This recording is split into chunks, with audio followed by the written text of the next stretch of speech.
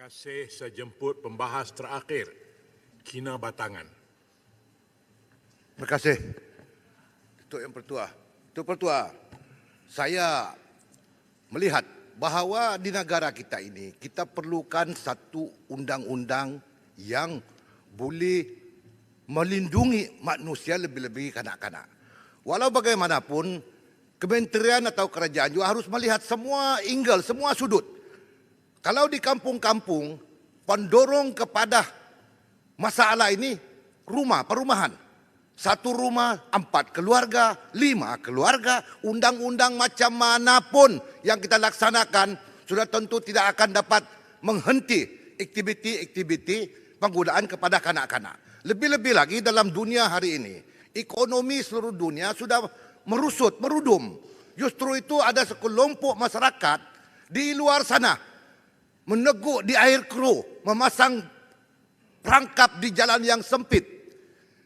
Mereka sudah tentu objek yang mudah yang bisa guna pakai ialah anak-anak kecil. Jadi bagaimana keadaan seumpama ini harus kita lihat.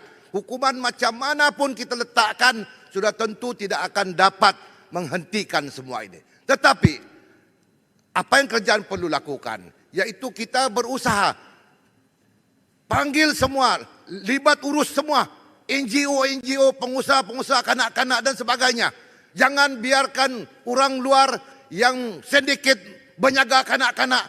Ini penjagaan orang manusia ini, kanak-kanak ini bukan zaman hari ini saja. Daripada zaman Nabi dulu pun sudah menjaga orang, sudah menjaga anak-anak. Dan memang sukar dibendung, tetapi perlu ada mekanisme, perlu ada cara, perlu ada pendekatan yang baru. Bermakna pendekatan yang baru ini kita perlu ada transformasi, revolusi secara berterusan, bukan alang-alang, bukan buat akta pindaan, habis itu tidak ada. No action taken, cakap saja. Ini tidak baik. Sebab itu saya serius, sebab kita semua ada anak-anak, ada cucu. Bayangkan kalau anak kita yang terlibat, cucu kita terlibat, apa akan kita lakukan? Ini perkara serius. Menteri, harus dilihat secara saksama bahawa matlamat kita mewujudkan undang-undang, perubahan undang-undang seumpama ini. Jangan ada yang teraniaya. Jangan, yang kita perlu lindungi, kita lindungi. Yang perlu dihukum, harus dan wajar dihukum. Kita tidak boleh berlengah dalam soal sebegini, sebab ini perkara serius. Negara kita ini, negara yang dilihat, negara luar hormati.